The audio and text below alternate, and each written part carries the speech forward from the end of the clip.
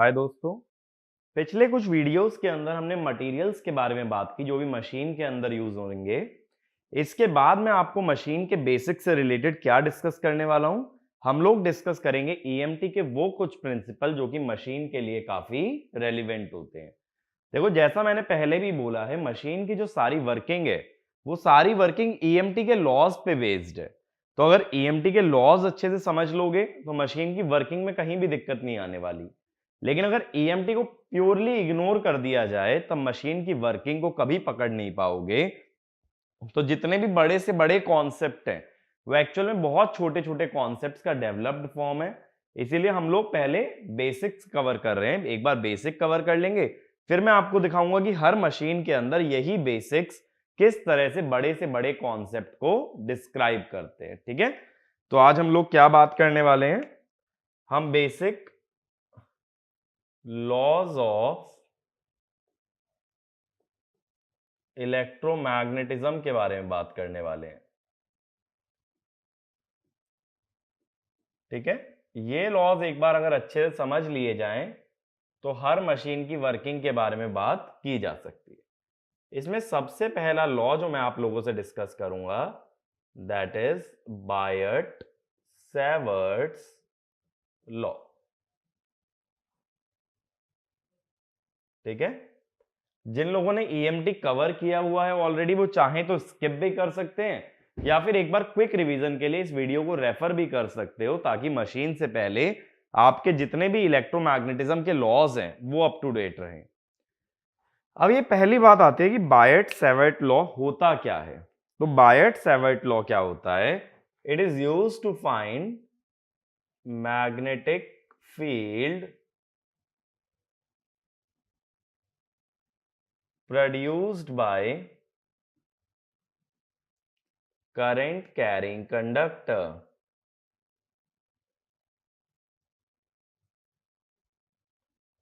अब देखो, बायट और सेवर्ट जो थे ना, दो साइंटिस्ट थे। इन्होंने क्या कोशिश की, इन्होंने ट्राई किया कि अगर कोई कंडक्टर में करंट फ्लो करता है तो उसकी वजह से किसी मैग्नेट पे क्या फोर्स लगेगा, और मैग्नेट का फोर्स अगर मैं निकाल लूं तो मैं ये जानना चाहता हूं कि मैग्नेटिक फील्ड कितनी बनती है। तो पहले देखो, दिमाग में ये बात आती है फील्ड क्या चीज है। इलेक्ट्रोमैग्नेटिक फील्ड थ्योरी की अगर बात करें तो फील्ड क्या होता है? फील्ड क्या होता है? किसी भी एलिमेंट या किसी भी पार्टिकल के अराउंड का रीजन जिसमें वो अपनी इंफ्लुएंस को शो करे। जैसे करंट कैरिंग कंडक्टर के अराउंड कितना रीजन है जिसमें उसका इफेक्ट महसूस होता है, उसे बोलोगे मैग्नेटिक फील्ड। किसी चार्ज के अराउंड कितना रीजन है जिसमें उसका इफेक्ट महसूस होता है, दैट इज इलेक्ट्रिक फील्ड। तो फील्ड का बेसिकली मीनिंग क्या हुआ भाई? कि किसी भी पार्टिकल के चारों तरफ कितना ऐसा रीजन है जहां उसका इफेक्ट हम देख सकते हैं। अब उसका इफेक्ट कितना होगा, that is called as field intensity. Field कितने रीजन में होगा वो हुई फील्ड। ठीक है, इफेक्ट कितने रीजन में होगा वो होगी फील्ड। इफेक्ट कितना होगा ये मालूम चलता है फील्ड इंटेंसिटी से। तो अब इसने क्या किया, देखो, एक करंट कैरिंग कंडक्टर ले लिया। मान लो ये एक वायर है, एक करंट कैरिंग वायर ले लिया, और मैं ये जानना चाहता हूं इससे आर डिस्टेंस पे अगर ये पॉइंट पी है तो यहां इसका कितना इफेक्ट हमें देखने मिलेगा। तो उसने क्या बोला कि मान लो करंट ऐसे फ्लो कर रहा है आई ऊपर की तरफ, तो इसके अंदर एक छोटा सा एलिमेंट ले लो जिसकी लेंथ हो डीएल।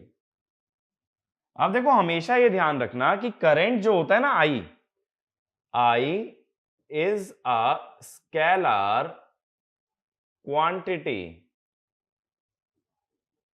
लेकिन फिर भी मुझे करंट की डायरेक्शन का यूज करना है जब मैं मैग्नेटिक फील्ड निकाल रहा हूं। माना कि करंट एक स्केलर क्वांटिटी है, लेकिन इसकी डायरेक्शन का यूज कैसे करें, उसके लिए हमने क्या किया, उसके लिए हमने डिफाइन किया एक करंट एलिमेंट। करंट एलिमेंट लिखा गया आई डीएल। तो ये जो डीएल था ना, मैंने इसको वेक्टर बना दिया।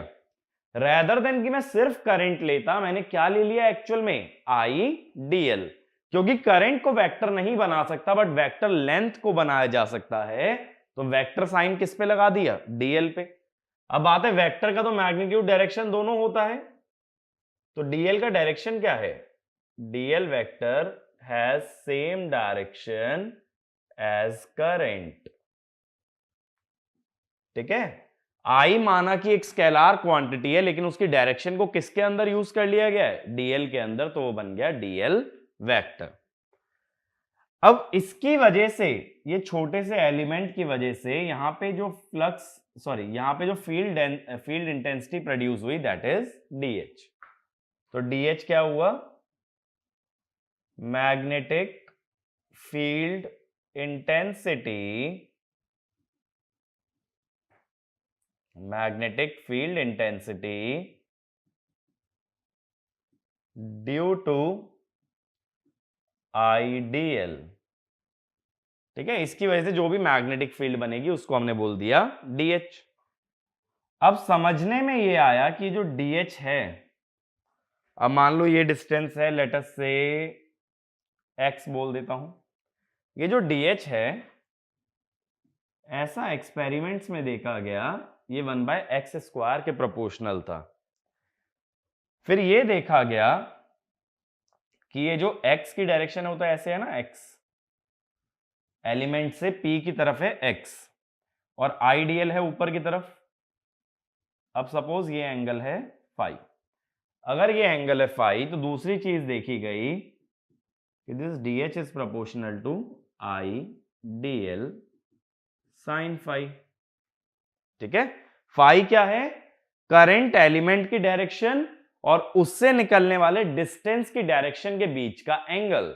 अगर करंट एलिमेंट ऊपर की तरफ है और डिस्टेंस सीधे हाथ पे पड़ रहा है, दोनों के बीच का एंगल है फाई। तो एक काम मैं करता हूं, देखो डीएल मैं इधर लिख देता हूं, फाई ये वाला एंगल है। ठीक है, फाई ये वाला एंगल है और ये जो लाइन जा रही है इसका डिस्टेंस है x।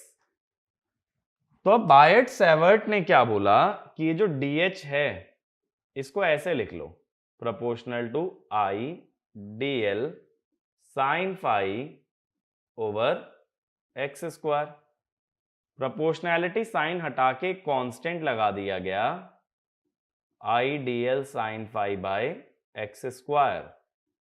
अब ये प्रोपोर्शनैलिटी कांस्टेंट निकल के आया mu by 4 pi, where mu मैंने पहले भी बताया था मटेरियल में, mu is permeability of medium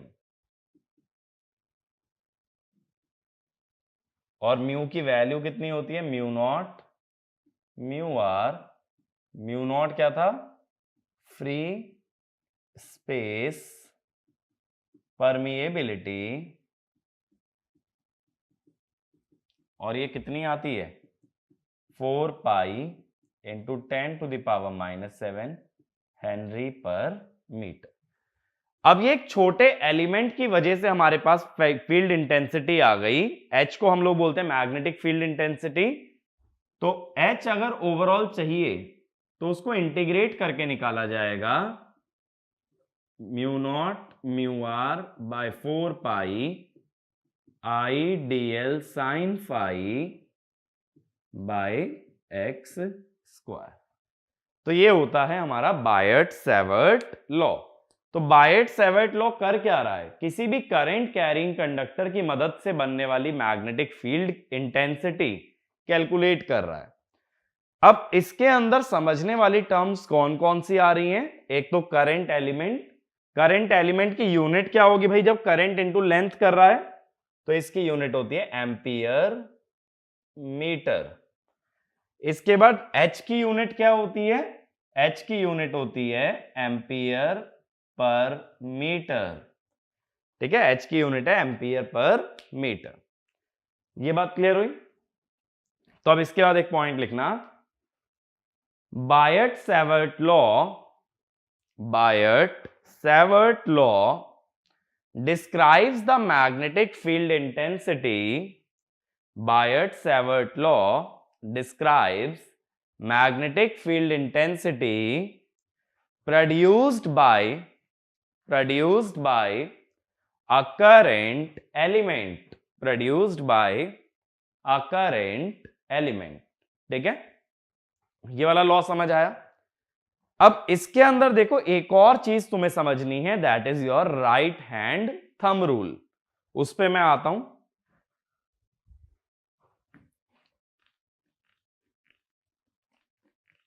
right hand thumb rule पे आने से पहले हम लोग क्या करते हैं कि हम ये जानते हैं, देखो मैं ये मान के चल रहा हूं कि वेक्टर्स की तुम्हें नॉलेज है, ठीक है, क्रॉस प्रोडक्ट, डॉट प्रोडक्ट, इतना तो मैं मान के चलूंगा कि आता है। तो ये जो H वेक्टर लिखोगे ना, इसको लिखने का ये तरीका हो जाता है, mu naught mu R by 4 pi I dl cross x vector by x cube, ठीक है। अब ये dl क्रॉस x वेक्टर क्या हुआ, देखो dl अपने हिसाब से था ऊपर की तरफ, ठीक है ना, x ऐसे दिखाया था मैंने, इन दोनों के बीच का एंगल था मेरा फाई। तो अगर dl क्रॉस x लिखोगे तो इसकी वैल्यू कितनी बनेगी, dl x sine phi. a cross b क्या होता है, ab साइन थीटा। अब जरा पुट करना इसको, अब देखो मैंने वेक्टर हटा दिया क्योंकि सिर्फ मैं मैग्नीट्यूड लिख रहा हूं, i dl x sine phi by x cube, x से x क्यूब कटा तो x स्क्वायर बचा। अब देखो आ गया पुराने वाले ही एक्सप्रेशन। तो ये जो होती है ना, ये बायट-सैवर्ट लॉ की वेक्टर फॉर्म होती है। वेक्टर फॉर्म से हमें फायदा क्या हो रहा है कि h के मैग्नीट्यूड के साथ साथ उसकी डायरेक्शन भी पता लगा पा रहे हैं, ठीक है। तो जो वेक्टर फॉर्म है उसमें क्या आ जाता है, dl क्रॉस x वेक्टर आ जाता है। पहले हमने सिर्फ लिखा था dl साइन फाई। मेरी बात क्लियर हुई। अब देखो कभी भी क्रॉस प्रोडक्ट अगर निकालना हो, यहां जैसे क्रॉस प्रोडक्ट आया ना, मशीन में काफी जगह क्रॉस प्रोडक्ट देखने मिलेगा हमें, तो मैं थोड़ी सी बात कर रहा हूं क्रॉस प्रोडक्ट के बारे में।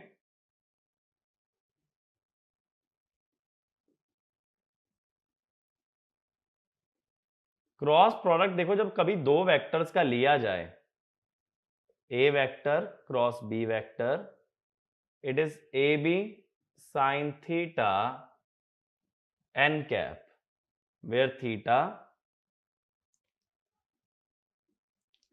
Angle between A vector and B vector. अब देखो एक एग्जांपल देखते हैं। मान लो एक 2 डायमेंशनल प्लेन मैंने बना लिया,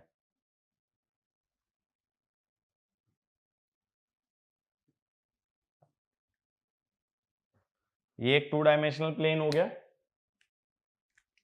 इसके अंदर जो है ना दो वेक्टर्स हैं, सपोज ये रहा हमारा ए वेक्टर और इसी प्लेन में है ये रहा हमारा बी वेक्टर, ये एंगल है थीटा, ठीक है। इस प्लेन पे दोनों लाई कर रहे हैं। तो अब ये जो मैंने जब क्रॉस प्रोडक्ट लिखा तो मैंने एन कैप लिखा, N cap is unit vector perpendicular to A vector and B vector. यानी क्रॉस प्रोडक्ट किस डायरेक्शन में आएगा, वो दोनों वेक्टर के परपेंडिकुलर होगी। यूनिट वेक्टर किस काम में आता है, सिर्फ डायरेक्शन बताने के काम में आता है। तो देखो ये डायरेक्शन होगी एन कैप की, प्लेन के परपेंडिकुलर, ठीक है ना। तो ए क्रॉस बी करेंगे तो एन कैप जो आएगा वो ए और बी दोनों के परपेंडिकुलर आ जाता है। अब बात है एक्चुअल में ना, ये एक काम करना, इसमें ये चीज चेंज कर लेना, ए बी, ठीक है। अभी आता हूं इस चीज पे। अब बात है कि ये डायरेक्शन निकाली कैसे जाएगी, क्या हमेशा ऐसे डायरेक्ट परपेंडिकुलर ड्रॉ करेंगे, नहीं। इसके लिए हम यूज करते हैं something called as right hand thumb rule, ठीक है। अब ये राइट हैंड थंब रूल क्या होता है, देखो, जैसे मैं मार्कर से एग्जांपल लेता हूं, ये मेरा बी वेक्टर है, ऐसे मैंने दिखाया ना प्लेन में, और ये रेड वाला मार्कर बी वेक्टर है, और ये ब्लैक वाला मार्कर ऐसे रखा है ए वेक्टर। देखो ये पीछे वाला मार्कर दिख रहा है ना, ये ए है, ये ऐसे रखे हैं। अब सबसे पहले क्या करना, आप सीधा हाथ लेंगे, उसको ए की डायरेक्शन में कर लो अपनी उंगलियों को, उंगलियां किस तरफ, ए की तरफ। अब इनको मोड़ो बी की तरफ, इनको मोड़ोगे बी की तरफ, तो ये जो थंब बताएगा that is the direction of cross product. ठीक है, तो फिर से समझा रहा हूं, ब्लैक वाला मार्कर है ए, रेड वाला मार्कर है बी, उंगलियां ब्लैक की तरफ करके रेड की तरफ मोड़ो, तो ये जो थंब है that is your cross product. ठीक है ना। एक और एग्जांपल ले लेते हैं। अब मैं यही वाला एग्जांपल ले लेता हूं, डीएल और एक्स वाला। मुझे क्या करना है, डीएल क्रॉस एक्स करना है, एक्स क्रॉस डीएल नहीं करना है, ये बात ध्यान देना। डीएल क्रॉस एक्स अगर करूंगा तो पहले सीधे हाथ की उंगलियां डीएल की तरफ, इनको घुमाओ एक्स की तरफ, तो थंब क्या बता रहा है, थंब अंदर जा रहा है ना, ये बता रहा है क्रॉस प्रोडक्ट। तो डीएल क्रॉस एक्स करोगे तो मैग्नेटिक फील्ड की जो डायरेक्शन बनेगी वो कैसी बनेगी, अंदर, अंदर जाती हुई मैग्नेटिक फील्ड को दिखा देते हैं क्रॉस से। क्रॉस मतलब है इनटू प्लेन ऑफ, जैसे मेरे पास बोर्ड है, तुम पेपर पे लिख रहे हो तो पेपर लिख सकते हो। ठीक है, ऐसे मत छाप लेना बोर्ड, पेपर लिखना, क्योंकि कॉपी में तुम्हारी पेपर है ना कि बोर्ड है। अब ये बात समझ आई, क्रॉस प्रोडक्ट की डायरेक्शन हमेशा कैसे निकलती है। तो ए क्रॉस बी की डायरेक्शन निकालने के लिए ए की डायरेक्शन में फिंगर्स होंगी, बी की तरफ घुमाई जाएंगी, तो राइट हैंड का जो थंब होगा that will give the direction of cross product. अब वहीं सोचो उल्टा क्रॉस प्रोडक्ट लेते तो एक्स क्रॉस डीएल, तो एक्स की तरफ उंगलियां रखते हैं, डीएल की तरफ घुमाते, किस तरफ आया क्रॉस प्रोडक्ट, बाहर। अभी अंदर आ रहा था DL cross X, X cross DL आ गया बाहर, यानी ए क्रॉस बी और बी क्रॉस ए, इनकी डायरेक्शन हमेशा ऑपोजिट होती है। ठीक है, इसीलिए बोल देते हैं कि cross product is not commutative, यानी A cross B does not equal B cross A. मेरी ये बात क्लियर हुई। तो मैग्नेटिक फील्ड की डायरेक्शन कैसे निकालोगे, डीएल क्रॉस एक्स से। लेकिन इसका आसान तरीका जो बताया बायट सेवर्ट ने, आसान तरीका क्या बताया, जिस डायरेक्शन में करंट जा रहा है उसमें थंब कर लो, करंट की डायरेक्शन में थंब कर लिया, अब उंगलियों को घुमाओ, वही डायरेक्शन होगी मैग्नेटिक फील्ड की। इधर मेरी उंगलियां अंदर जा रही है ना, तो अंदर की तरफ अगर उंगलियां जा रही हैं तो मैग्नेटिक फील्ड भी अंदर होगी। ठीक है, ये बात समझ आई। दूसरा पॉइंट, तो ये लिखना, if right hand thumb is kept in the direction of current, if right hand thumb is kept in the direction of current, then curling of fingers gives the direction, curling of fingers gives the direction of magnetic field, curling of finger gives the direction of magnetic field। ठीक है, अब देखो मैंने दो चीजें बताई हैं यहां पे, क्रॉस प्रोडक्ट की डायरेक्शन निकालना, उसके लिए राइट हैंड थंब रूल, और मैग्नेटिक फील्ड की डायरेक्शन निकालने के लिए करंट की डायरेक्शन में थंब और उंगलियों की डायरेक्शन में मैग्नेटिक फील्ड।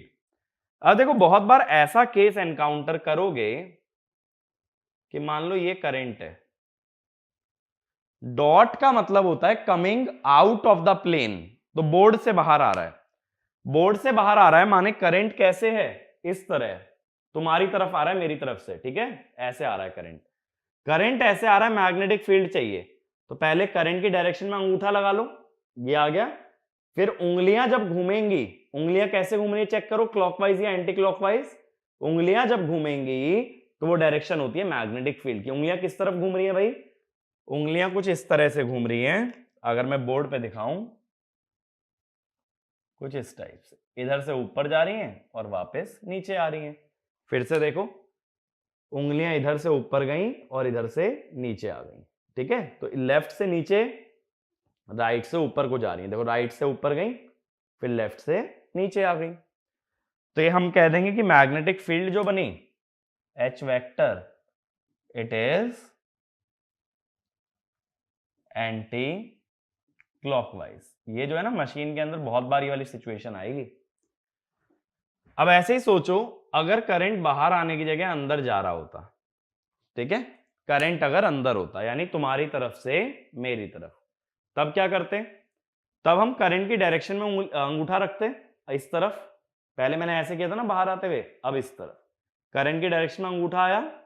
अब उंगलियों को घुमाओ, अंगूठा इस तरफ रखते हुए उंगलियों को घुमाओगे तो राइट से नीचे और लेफ्ट से ऊपर। तो देखो, राइट से नीचे, लेफ्ट से ऊपर, तो ये डायरेक्शन क्या हो गई एच की? क्लॉकवाइज। ठीक है, तो इस तरह से किसी भी करंट से एसोसिएटेड मैग्नेटिक फील्ड की डायरेक्शन निकाली जा सकती है। डायरेक्शन निकालना समझ में आया? और एच का मैग्नीट्यूड मैंने क्या बता दिया? Mu naught mu R by 4 pi I D L sine phi by X square. ये मैंने मैग्नीट्यूड बता दिया और डायरेक्शन मैंने बता दी कि करंट की डायरेक्शन में थंब रख के फिंगर्स की डायरेक्शन से मैग्नेटिक फील्ड मिल जाती है। ठीक है, या दूसरा तरीका क्या है कि डीएल क्रॉस एक्स कर लिया जाए। अगर डीएल क्रॉस एक्स करते हो तब भी मैग्नेटिक फील्ड की डायरेक्शन आ जाती है।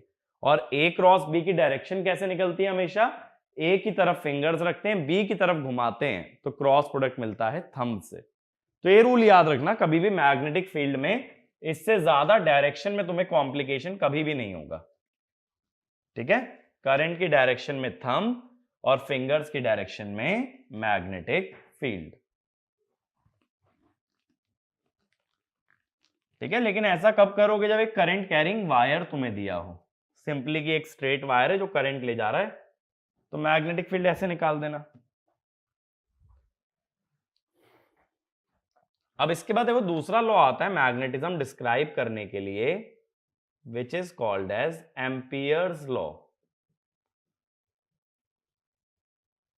एम्पियर्स लॉ क्या कहता है कि line integral of magnetic field intensity along a close loop, close loop का सर्कल ये क्लोज लूप बता रहा है ना, is equal to current enclose. जैसे गॉस लॉ होता है ना, ऐसे एम्पियर लॉ होता है। अब ये आई एनक्लोज क्या चीज है? आई एनक्लोज्ड का मतलब है current passing through the loop. अब इसका मीनिंग समझना, ये लॉ अप्लाई कैसे होता है। अगेन फिर से देखो, एक प्लेन ले रहा हूं,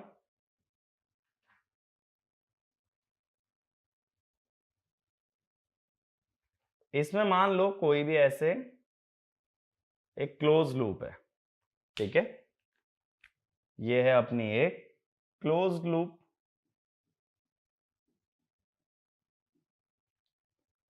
अब इसमें से कोई करंट है जो बाहर जा रहा है, I1, कोई करंट है जो अंदर जा रहा है, I2, एक और करंट है I3, I4, I5। ठीक है, ऐसे करंट्स हैं। अब जब ये क्लोज लूप देखोगे, जब ये क्लोज लूप देखोगे तो इसमें सिर्फ तीन ही करंट हैं, I1, I2 और I3। I4 और I5 लूप के बाहर हैं। तो जब एम्पियर्स लॉ लगाएंगे तो ये देखना होता है कि करंट लूप के अंदर कितना है। अब देखो, इसमें से दो करंट अपवर्ड्स हैं और एक करंट डाउनवर्ड है, तो किसी एक डायरेक्शन को पॉजिटिव मानना पड़ेगा, या तो अपवर्ड्स या तो डाउनवर्ड्स। अब वो किस बेसिस पे होता है? वो होता है कर्व के बेसिस पे। जो क्लोज लूप है ना, इसकी डायरेक्शन क्या है, इस पे डिपेंड करता है। अब जैसे मान लो अपवर्ड डायरेक्शन तुमने पॉजिटिव मानी, अगर ये करंट अपवर्ड पॉजिटिव माना जा रहा है, इससे बनने वाली मैग्नेटिक फील्ड कैसे आएगी? करंट की डायरेक्शन में थंब, उंगलियों की डायरेक्शन में मैग्नेटिक फील्ड। तो अगर मैं ऐसा कह दूं, एज्यूम अपवर्ड डायरेक्शन पॉजिटिव, यानी पॉजिटिव करंट माने अपवर्ड और नेगेटिव करंट माने डाउनवर्ड। तो अगर ऊपर की तरफ करंट है तो उससे बनने वाली मैग्नेटिक फील्ड कैसे आ जाएगी भाई? कुछ इस टाइप से आ जाएगी, ठीक है, कुछ इस टाइप से आ जाएगी, माने ऐसे आ जाएगी। तो अगर ये डायरेक्शन ले रहे हो क्लोज लूप की तो अपवर्ड करंट पॉजिटिव है। अगर करंट नीचे की तरफ मानते तो मैग्नेटिक फील्ड उल्टी बनती, तो लूप की डायरेक्शन पलट देते। अब मैं ये कहूंगा इसमें आई एनक्लोज्ड क्या है? ऊपर वाला पॉजिटिव माना है ना, यानी I1 प्लस I3, और नीचे वाला नेगेटिव होगा तो माइनस I2। ऐसे ही देखो, अगर नीचे वाले करंट को पॉजिटिव मान लिया होता, अब मैं सिर्फ इतना पार्ट ड्रॉ कर रहा हूं, I1, I2, I3। अब मैं कहता अगर डाउनवर्ड करंट पॉजिटिव है और अपवर्ड नेगेटिव है,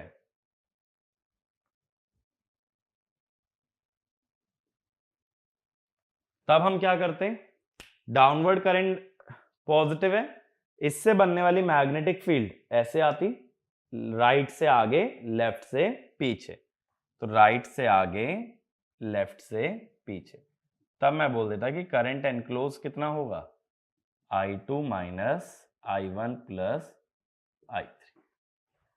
ठीक है, तो करंट एनक्लोज किस डायरेक्शन में लेना है वो डिपेंड करता है क्लोज लूप के डायरेक्शन पे।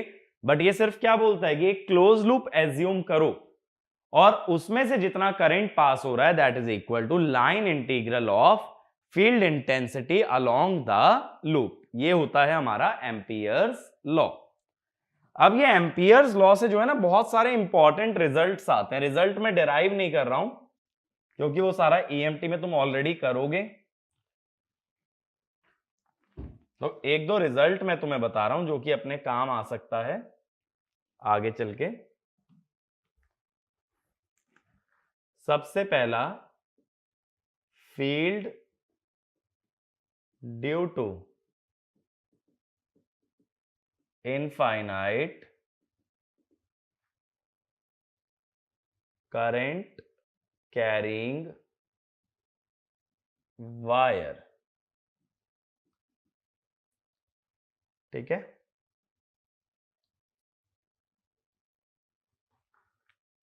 अब ये करंट कैरिंग वायर है जिसकी लेंथ इनफाइनाइट है। अब इसकी पहले मैग्नेटिक फील्ड की डायरेक्शन बताओ। करंट ऊपर है तो मैग्नेटिक फील्ड कैसे बनेगी? मैग्नेटिक फील्ड कुछ इस टाइप से बनानी पड़ेगी, इस तरह से। ऐसे ही आ रही है ना, आगे से तो राइट में जा रही है और पीछे से लेफ्ट में आ रही है। तो इससे r डिस्टेंस पे मैग्नेटिक फील्ड का फॉर्मूला क्या होता है? I/4πr। ठीक है ना, ये h का फॉर्मूला होता है। इसके अलावा देखो मशीन के अंदर बाकी भी चीजें वैसे तो पढ़ सकते हो, बट वो ईएमटी के स्कोप में, जैसे सर्कुलर लूप से क्या होगा, जैसे कि, और इसके बाद ना एक और कवर कर लेते हैं जो इंपॉर्टेंट है, that is your second solenoid. अब सोलेनॉइड क्या होता है? अगर कॉइल बनाई जाए, कॉइल क्या होती है? जो कि सर्कुलर टर्न से बनती है, लगातार सर्कुलर टर्न करते जाओ तो एक कॉइल होती है। अब उस कॉइल में मल्टीपल नंबर ऑफ टर्न्स होते हैं and that is called as solenoid. तो सोलेनॉइड को दिखा कैसे देते हैं? देखो इस टाइप से, इस टाइप से किसी भी सोलेनॉइड को दिखा देते हैं। एक्चुअल में टर्न्स इतने फैले हुए नहीं होते हैं, सारे टर्न्स एकदम पास पास होते हैं, ठीक है, एकदम टाइटली बाउंड। तो जैसा देखा भी होगा ना कभी ऐसा तो एक्सपेरिमेंट किया होगा, एक निडल को बचपन में मैग्नेटाइज करते थे, एक कॉइल बनी हुई आती थी कॉपर की, वही कॉइल है, वही सोलेनॉइड है। अब मान लो ये करंट आई कैरी कर रहा है, तो करंट ऐसे जा रहा है ना, ये करंट इस कॉइल में फ्लो कर रहा है। अब इसकी वजह से मैग्नेटिक फील्ड कैसे होगी? देखो जो अंदर की तरफ वायर है वो करंट को ले जा रही है ऊपर और बाहर वाली वायर ला रही है नीचे। यानी एक्चुअल में ना ये कॉइल ऐसे है, देखो इस तरह से कि ये करंट ऊपर ले जा रही है और आगे वाली कॉइल करंट, आगे वाला कंडक्टर करंट नीचे ला रहा है। ठीक है, ये कॉइल ऐसे हमने बना रखी है, इस तरह से बना रहा हूं तो देखो पीछे से करंट ऊपर जा रहा है, आगे से करंट नीचे आ रहा है, इस तरह से चल रहा है। कभी भी करंट लूप में फ्लो करे तो क्या करते हैं मैग्नेटिक फील्ड निकालने के लिए कि अब करंट की डायरेक्शन में फिंगर कर लो, फिंगर्स को घुमा लो करंट की डायरेक्शन में। देखो ऐसे कह रहा हूं ना, पीछे से ऊपर आगे से नीचे, पीछे से ऊपर आगे से नीचे, तो फिंगर कैसे घुमाओगे, इधर से ऊपर आगे से नीचे। तो ये जो डायरेक्शन आई थंब से, ये हुई मैग्नेटिक फील्ड। मैंने बोला देखो अगर स्ट्रेट वायर है तो मैग्नेटिक फील्ड करंट की डायरेक्शन में थंब, मैग्नेटिक फील्ड आती है फिंगर से। सर्कुलर वायर है तो करंट की डायरेक्शन में फिंगर, मैग्नेटिक फील्ड आती है थंब से। दोनों चीजें समझ आ रही हैं? दो चीजें हो रही हैं यहां पे, करंट की डायरेक्शन में फिंगर तो थंब से आएगी फील्ड, करंट की डायरेक्शन में थंब तो फिंगर से आएगी फील्ड। तो अब इसकी मैग्नेटिक फील्ड कैसे हो जाएगी भाई, कुछ इस टाइप से हो जाएगी, H ऐसे मान लो। ठीक है ना, इसी तरह आ रहा है, फिर से समझा रहा हूं। पीछे से करंट ऊपर जा रहा है, आगे से नीचे आ रहा है। पीछे से ऊपर तो पीछे से उंगलियां ऊपर गई, आगे से नीचे गई। करंट की डायरेक्शन में फिंगर्स को रखो तो थंब से क्या मिल रही है, मैग्नेटिक फील्ड। अब एम्पियर्स लॉ लगाने के लिए क्लोज लूप लेना पड़ता है। यहां देखो क्लोज लूप कैसा ले लेते हैं, इस टाइप का, ए बी सी डी, और इसको मैं मैग्नेटिक फील्ड की डायरेक्शन में ही ले रहा हूं। ज्यादातर ना क्लोज लूप की डायरेक्शन मैग्नेटिक फील्ड की डायरेक्शन ही होती है। अब हम लोग क्या कहते हैं, integral H dot D L close loop पे इस इंटीग्रेशन को 4 पार्ट में तोड़ सकते हो।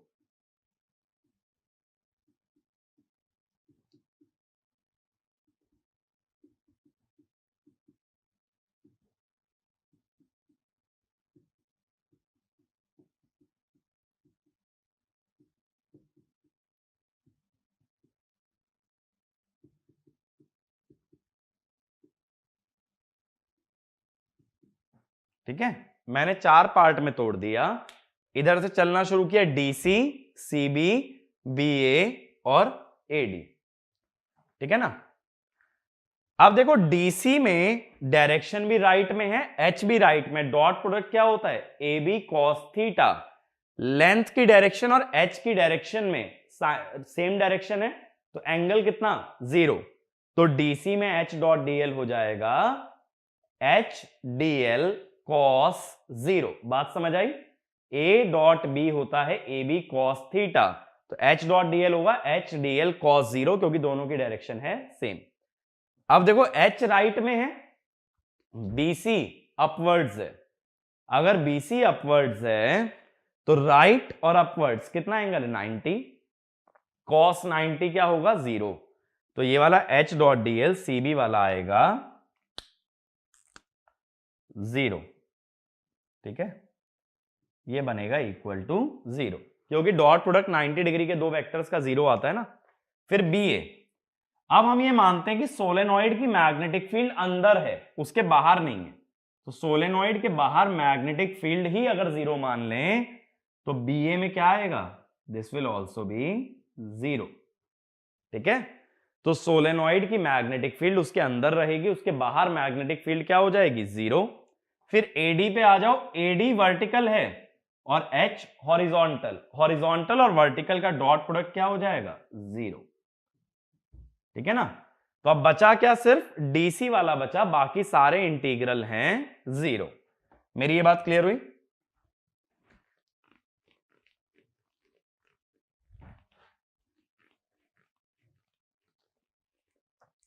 अब इसको हम लोग क्या कह देते हैं कि close loop integral H dot D L, इसमें क्या बच गया बस, H dot D L DC. DC में H और डीएल सेम डायरेक्शन में है तो ये एच डीएल हो गया डीसी। H यूनिफॉर्म मान के अगर बाहर ले लें तो डीसी की इंटीग्रेशन रह गई। अब अगर ये लेंथ मान लो, ये है L, डीसी की लेंथ है L, तो ये हो गया H इंटू ये आ गया मेरे पास लाइन इंटीग्रल। लेकिन एम्पियर्स लॉ लगाने के लिए राइट हैंड साइड भी चाहिए, करंट एनक्लोज।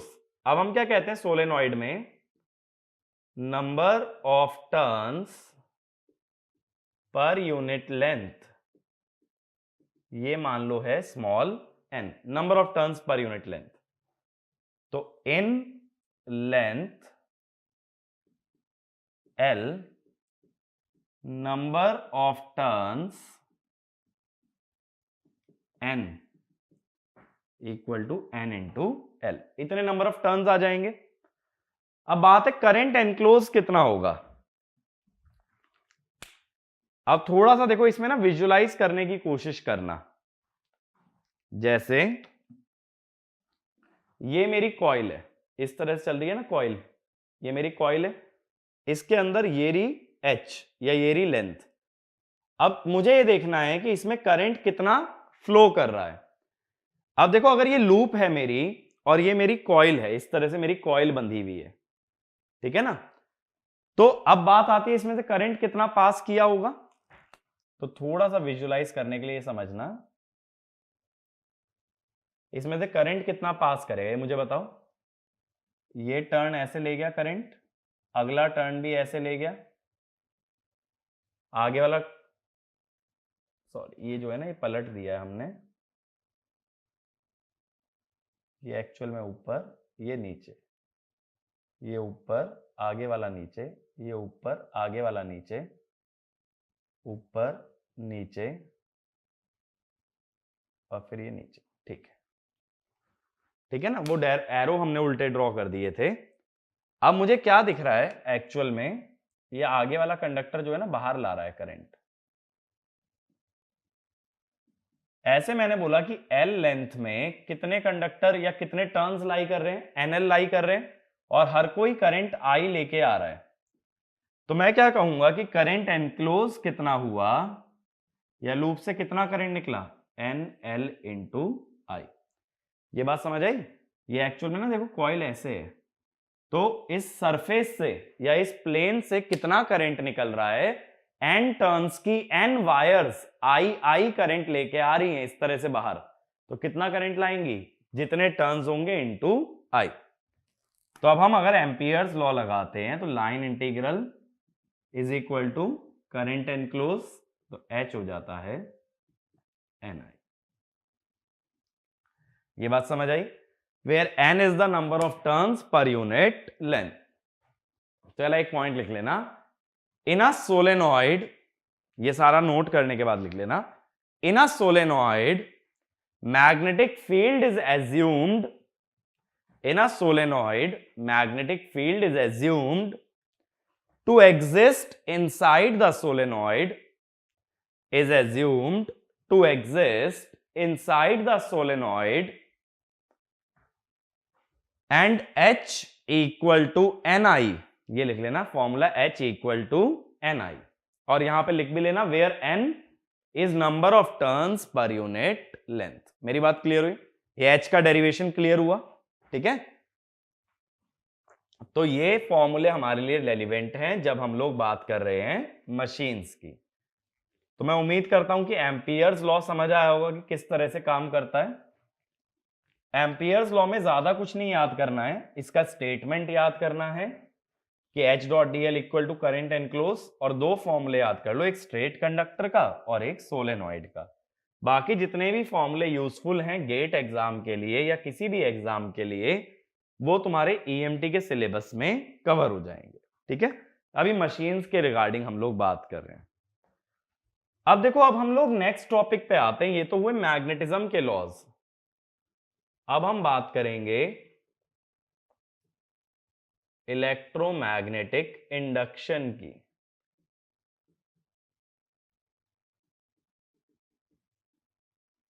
ठीक है, इलेक्ट्रोमैग्नेटिक इंडक्शन में अपना पहला लॉ आता है फैराडेज लॉ।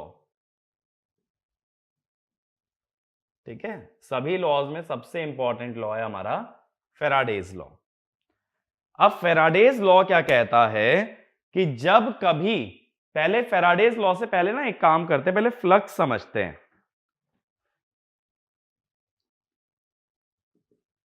फ्लक्स का मतलब होता है फ्लो। जैसे एक पाइप ले लो, पाइप में से पानी फ्लो करेगा तो भी उसे फ्लक्स कह सकते हो। Flux always represents flow.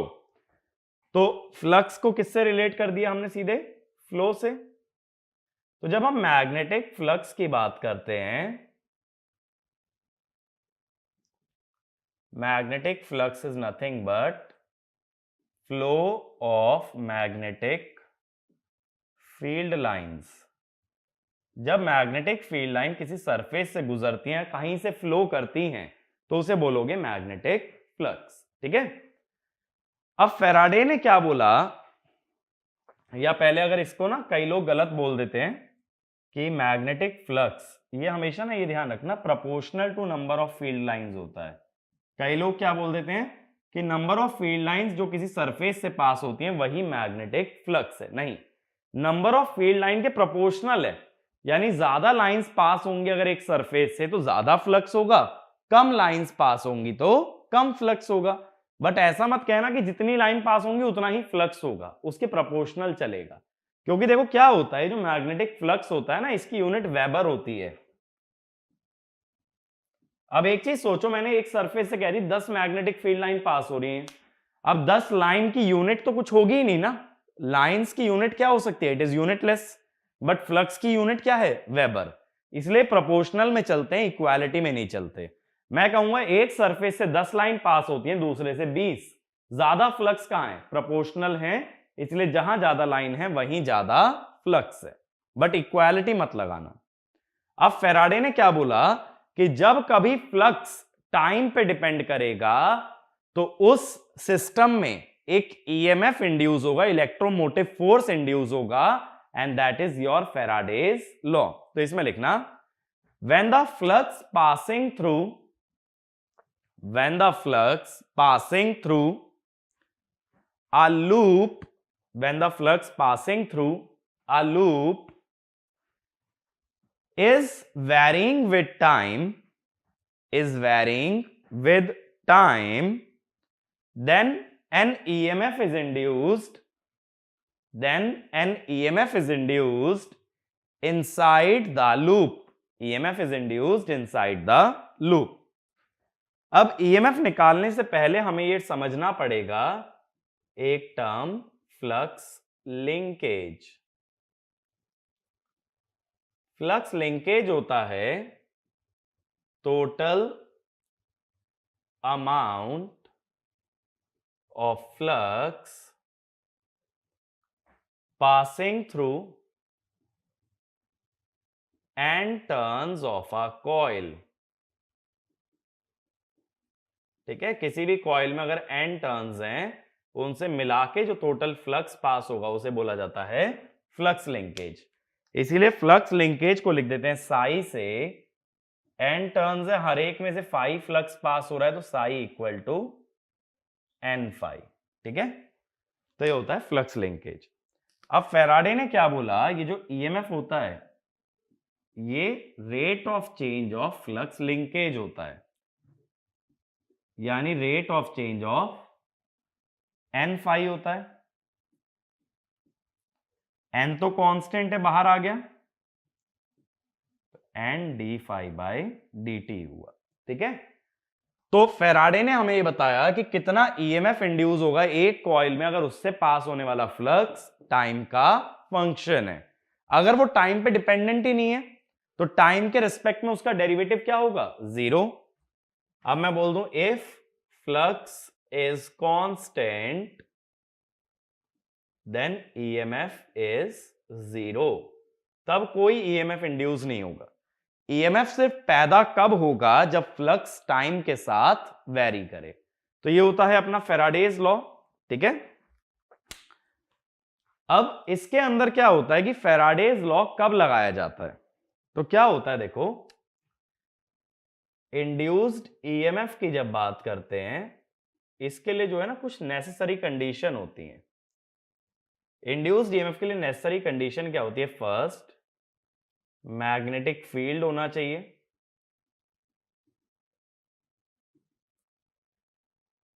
दूसरा होना चाहिए एक सेट ऑफ कंडक्टर्स जैसे कोई कॉइल हो, एक पर्टिकुलर कंडक्टर हो, क्योंकि ईएमएफ तो प्रोड्यूस कराना ना, ईएमएफ कंडक्टर में ही आने वाला है, तो इसके लिए कंडक्टर तो चाहिए ईएमएफ बनाने के लिए। और तीसरी कंडीशन होती है रिलेटिव वेरिएशन, कि किसी ना किसी तरह का सिस्टम के अंदर वेरिएशन होना चाहिए। अब वेरिएशन कैसे होता है? Space variation. स्पेस वेरिएशन का मतलब होता है मोशन, या फिर टाइम वेरिएशन, कि टाइम के साथ कोई चीज चेंज हो रही है। तो जब तक वेरिएशन नहीं आएगा तब तक तुम्हारा ईएमएफ इंड्यूस नहीं होगा। तो इंड्यूस्ड ईएमएफ के लिए ना ये तीन कंडीशन बहुत ही नेसेसरी हैं। एक तो मैग्नेटिक फील्ड, एक सेट ऑफ कंडक्टर, और एक टाइम या स्पेस का वेरिएशन। अब देखो फैराडेज लॉ क्या करता है, ये हमें ये तो बता देता है कि ईएमएफ कितना इंड्यूस होगा, लेकिन ये उस ईएमएफ की पोलैरिटी नहीं बता पाता। पोलैरिटी यानी कि कहां प्लस लगेगा कहां माइनस लगेगा ये अभी हम नहीं जानते, वो हम लोग पता लगाते हैं लेंज लॉ से। ठीक है, ये यहां तक नोट कर लेना पूरा, फ्लक्स लिंकेज तक, इंड्यूस्ड ईएमएफ की कंडीशंस तक। अब मैं लेंज लॉ पे आता हूं।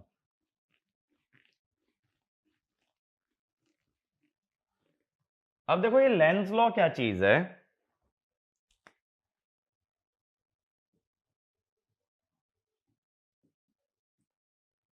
लेंज लॉ ने क्या बोला, induced EMF opposes the cause of induction।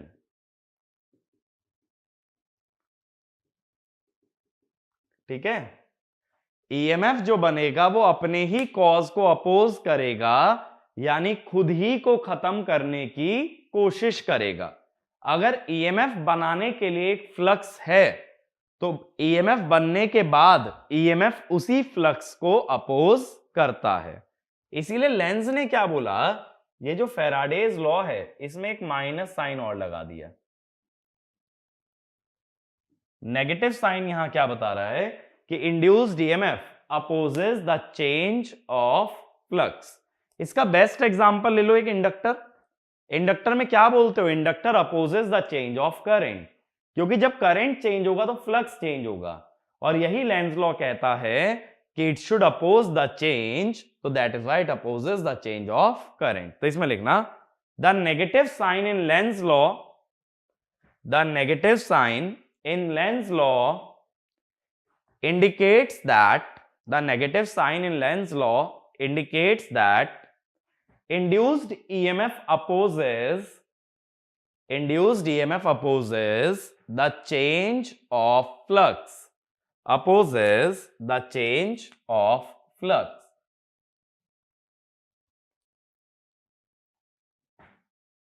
अब देखो क्या करना है हमें, एक एग्जाम्पल से समझते हैं। मान लो मैं कॉइल ले लेता हूं।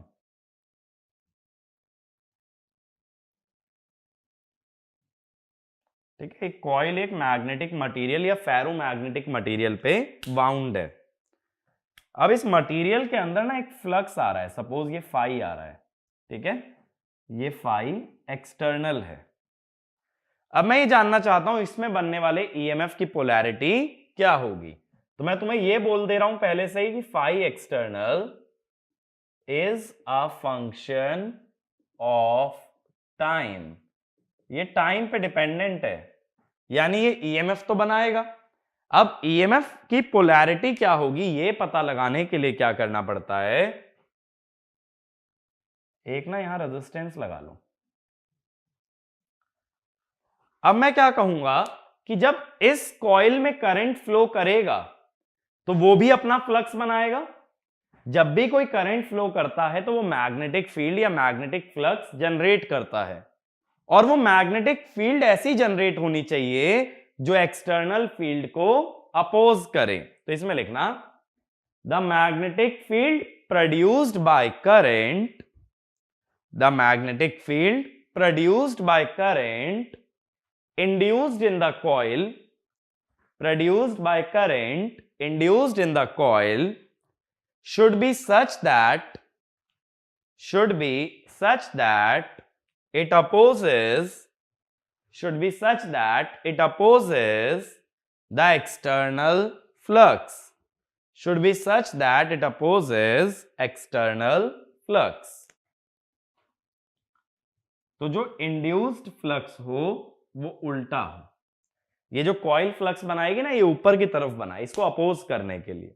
ठीक है, अब आगे देखो कि ये फ्लक्स ऊपर बनेगा कैसे। जब भी कोई सर्कुलर कॉइल है तो मैंने क्या बताया, मैग्नेटिक फील्ड कैसे निकलती है, करंट की डायरेक्शन में फिंगर्स को रखो और थंब की डायरेक्शन क्या बताती है, मैग्नेटिक फील्ड की डायरेक्शन। देखो मैंने दो चीजें बताई थी अभी, अगर लीनियर कंडक्टर है तो थंब की डायरेक्शन में करंट, फिंगर की डायरेक्शन में मैग्नेटिक फील्ड, और जब सर्कुलर कंडक्टर है तो करंट की डायरेक्शन में फिंगर और थंब की डायरेक्शन में मैग्नेटिक फील्ड। अब देखो ये ऐसे सर्कुलर टर्न्स हैं, इसमें इसका फ्लक्स मुझे ऊपर बनाना है, यानी मैग्नेटिक फील्ड ऊपर बनानी है। तो इसका करंट कैसा हो, मैग्नेटिक फील्ड की डायरेक्शन में थंब रहेगा तो फिंगर्स की डायरेक्शन में क्या आएगा, करंट। फिंगर्स की डायरेक्शन में करंट आएगा तो देखो आगे से राइट, पीछे से लेफ्ट। बात समझ आई, आगे से राइट, पीछे से लेफ्ट। तो ये जो लाइंस दिखाई है ना, ये आगे वाले कंडक्टर हैं और इसके पीछे पीछे वाला कंडक्टर है। तो आगे से तो राइट लेना है और जो कंडक्टर पीछे है जो दिख नहीं रहा है उसमें लेफ्ट जाएगा, यानी ये करंट ऐसे जा रहा है। अगर करंट ऐसे जा रहा है तो रेजिस्टेंस में प्लस माइनस कैसे लगाते हो, करंट की डायरेक्शन में पहले प्लस फिर माइनस। तो ये आ गई वोल्टेज की पोलैरिटी। ठीक है, तो लेंज लॉ देखो, या तो चाहो तो ईएमएफ की इक्वेशन में माइनस साइन रख के ले लो, या लेंज लॉ अगर कंसेप्चुअली लगा दिया, पोलैरिटी मिल गई, तो अब तुम V को कहोगे n d phi by D T. Lenz law ना दो बार मत लगा देना कि अपोजिशन लेके पोलैरिटी भी निकाल ली और फिर दोबारा माइनस साइन भी ले लिया। ये मेरी बात को समझो कि अगर तुमसे कभी ईएमएफ इंड्यूस की बात आए तो पहले अपोजिशन की मदद से पोलैरिटी निकालो। एक बार पोलैरिटी आ गई फिर जो वोल्टेज होगी उसकी वैल्यू होगी n d phi by dt, फिर से फैराडे लॉ लगाएगा। तो लेंज लॉ क्या बताता है, लेंज लॉ ईएमएफ की पोलैरिटी बताता है। किस बेसिस पे, कि जो भी एक्सटर्नली अप्लाइड मैग्नेटिक फील्ड होगी उसे अपोज करने के लिए कॉइल में करंट बनेगा। फिर वोल्टेज की पोलैरिटी निकालने के लिए उसके अक्रॉस एक रेजिस्टेंस लगा लो। ये रेजिस्टेंस R जो लगाया ना, ये एक्चुअल नहीं है, ये हाइपोथेटिकल है। ये रेजिस्टेंस सिर्फ करंट की डायरेक्शन से वोल्टेज की डायरेक्शन पता करने के लिए लगाया गया। मेरी बात समझ आई, ठीक है ना। तो एक आध एग्जांपल और समझाता हूं, देखो यही डायरेक्शन वाला।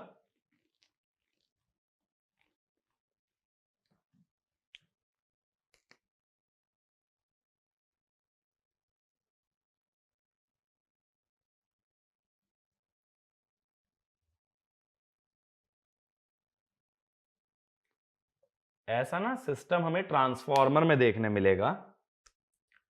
और ये ध्यान रखना, जो भी मैग्नेटिक फील्ड या फ्लक्स होता है ना, वो क्लोज लूप में चलता है। मैग्नेटिक फील्ड कभी भी ओपन लूप नहीं हो सकती, उसको एक क्लोज पाथ पूरा करना जरूरी है। ये एक कॉइल मैंने दे दी तुम्हें,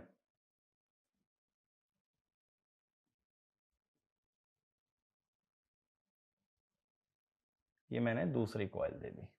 ठीक है, अब मैं जानना चाहता हूं दोनों में ईएमएफ की पोलैरिटी। तो क्या करोगे, दोनों में ना एक एक रेजिस्टेंस लगा दो अपनी तरफ से। ये रेजिस्टेंस लगा नहीं है, ये हम कनेक्ट कर रहे हैं ईएमएफ निकालने के लिए। अब मैंने क्या बोला, जो मैग्नेटिक फील्ड होती है वो हमेशा क्लोज लूप में एग्जिस्ट करती है, वो ओपन लूप नहीं होती। इसका मतलब ये जो फ्लक्स है ना, ये अपना पूरा रास्ता कंप्लीट करेगा। बात समझ आई, इस टाइप से। तो ये फ्लक्स कैसे होगा, ये कंप्लीट पाथ कंप्लीट कर रहा है। अब दिमाग में ये क्वेश्चन आएगा, भाई यहां कैसे फिर ओपन लूप। यहां मैंने ना सिस्टम का सिर्फ एक हिस्सा दिखाया है, एक्चुअल में जो एक्सटर्नल फ्लक्स है ये पूरा ऐसे जाके अपनी मैग्नेटिक फील्ड पूरी करता है। ठीक है, बट हमने पूरा दिखाया नहीं था, अब मैंने तुम्हें पूरा दिखाया है। तो ये ध्यान रखना, मैग्नेटिक फील्ड लाइन हमेशा क्लोज लूप में होती है, वो कभी ओपन लूप नहीं हो सकती। अब ये फाई हमने शो कर दिया। अब दोनों कॉइल में जो फ्लक्स बने वो उल्टा बने। इस कॉइल में एक्सटर्नल फ्लक्स ऊपर जा रहा है तो इंड्यूस्ड फ्लक्स नीचे आए, इसमें एक्सटर्नल फ्लक्स नीचे जा रहा है तो इंड्यूस्ड फ्लक्स ऊपर आए। ठीक है, अब मुझे इसकी मैग्नेटिक फील्ड नीचे चाहिए। सर्कुलर टर्न में मैग्नेटिक फील्ड किससे आती है? थंब से, तो थंब नीचे चाहिए। थंब नीचे चाहिए तो करंट कैसे? पीछे से राइट और आगे से left.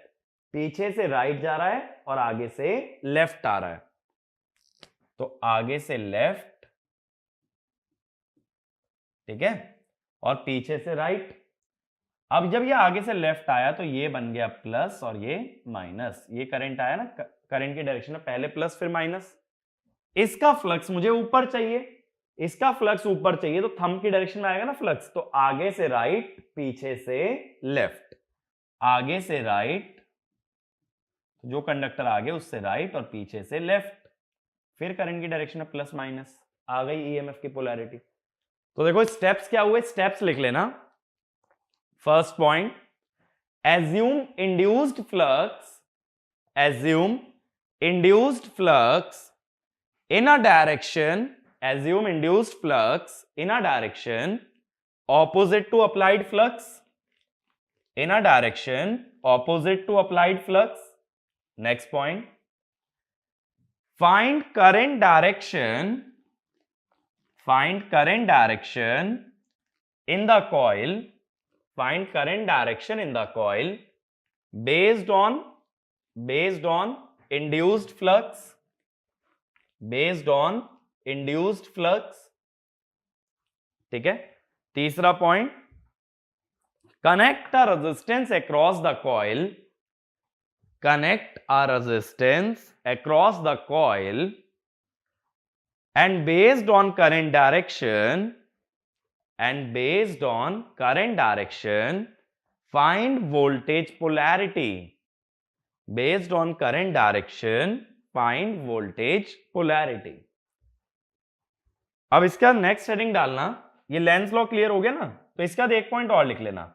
After finding the polarity, after finding the polarity apply Faraday's law, after finding the polarity apply Faraday's law and not Lenz law, and not Lenz law. क्योंकि अपोजिशन हमने पहले ही कंसीडर कर लिया तो माइनस साइन लेने की जरूरत नहीं है।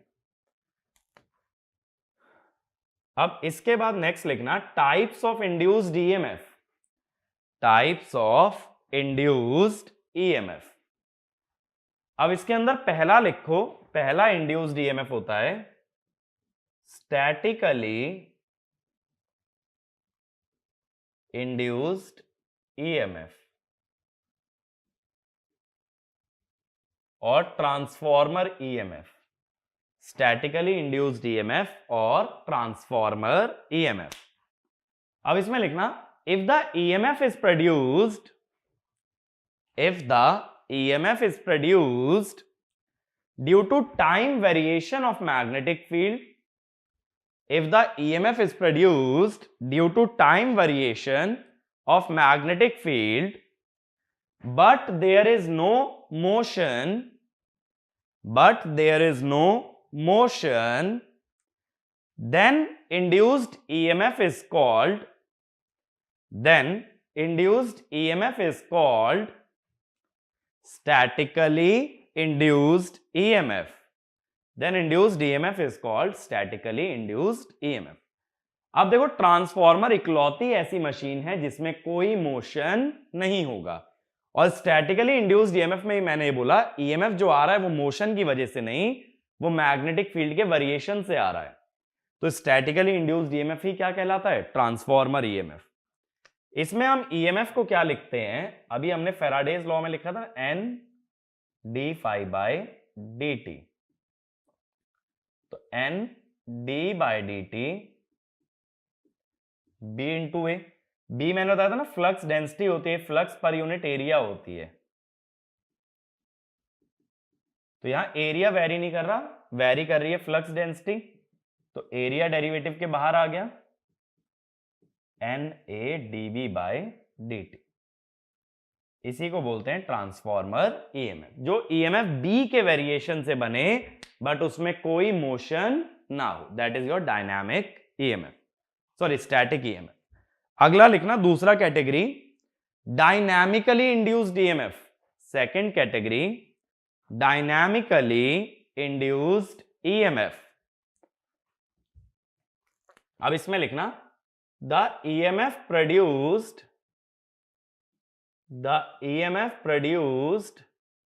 due to relative motion, the EMF produced due to relative motion or relative space variation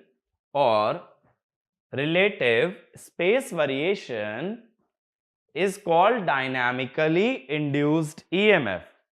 Relative space variation is called dynamically induced EMF। तो EMF फिर से लिखोगे NdΦ/dt, फिर से होगा N into D/dt into BA। इस बार जो है ना B टाइम के साथ वेरी नहीं कर रहा, इस बार एरिया वेरी करेगा, तो ये हो जाएगा NB dA/dt। तो ये हो जाता है डायनामिकली इंड्यूस्ड ईएमएफ। ठीक है, तो ये कहां देखने मिलेगा? रोटेटिंग इलेक्ट्रिकल मशीन्स में। तो ये भी लिख लेना, this EMF is produced in rotating electrical machine.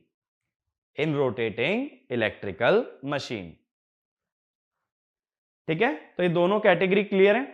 Transformer में पहले वाला ईएमएफ आएगा, बाकी सभी मशीन में दूसरे वाला ईएमएफ आएगा। अब इसके बाद लिखना limitation of Faraday's law.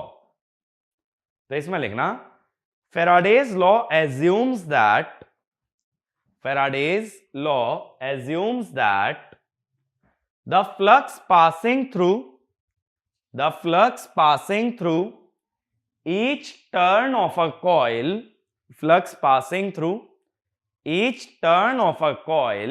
is identical.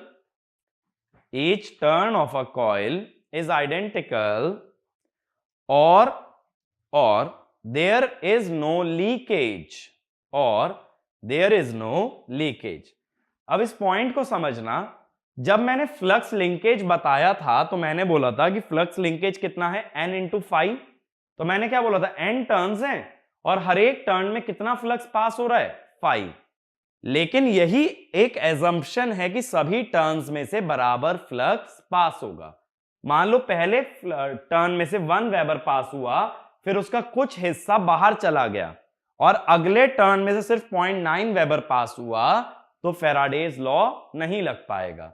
तो जो फ्लक्स एक टर्न के बाद दूसरे टर्न में ना जा पाए उसे बोलोगे लीकेज। वो लीक कर गया, वो बाहर चला गया। ऐसे सोचो जैसे ये 3 पाइप हैं, ठीक है, ऐसे समझना, ये चलो 2 पाइप हैं, इस पाइप में से पानी आके इस पाइप में पानी जा रहा है। अगर यहां बीच में टाइट कनेक्शन नहीं करोगे तो कुछ पानी लीक हो जाएगा। तो जो पानी यहां से आया था और जो आगे जाएगा वो कम हो जाएगा, आगे जाने वाला पानी कम हो जाएगा, क्योंकि बीच में से वाटर क्या कर रहा है, लीक कर रहा है। सेम चीज मैं फ्लक्स के लिए कह रहा हूं, यहां से 5 फ्लक्स आया लेकिन यहां 5 से कम गया, तब फैराडेज लॉ नहीं लग पाएगा। ये बात क्लियर हुई? क्योंकि फैराडेज लॉ का एजम्पशन है कि फ्लक्स लिंकेज के दौरान सभी टर्न्स में से सेम फ्लक्स होता है। ठीक है ना? और ये एजम्पशन देखो तब तक चल सकता है जब टर्न्स बहुत टाइटली वाउंड किए जाएं। अगर टर्न्स को फैला दोगे ना तो बीच में लीकेज आने लगेगा। तो टर्न्स को अगर एकदम चिपका के रखोगे, एकदम टाइट वाउंड करोगे, तब ऐसा चला सकते हो अप्रोक्सीमेशन। तो ये वाला भी पॉइंट लिख लेना, this assumption is only valid if turns of the coil are tightly wound। ठीक है? तो इस पे एक क्वेश्चन नोट डाउन करो। Figure shows a coil of wire a coil of wire wrapped around a core,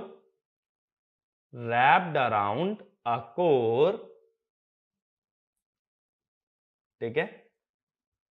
If flux in the core,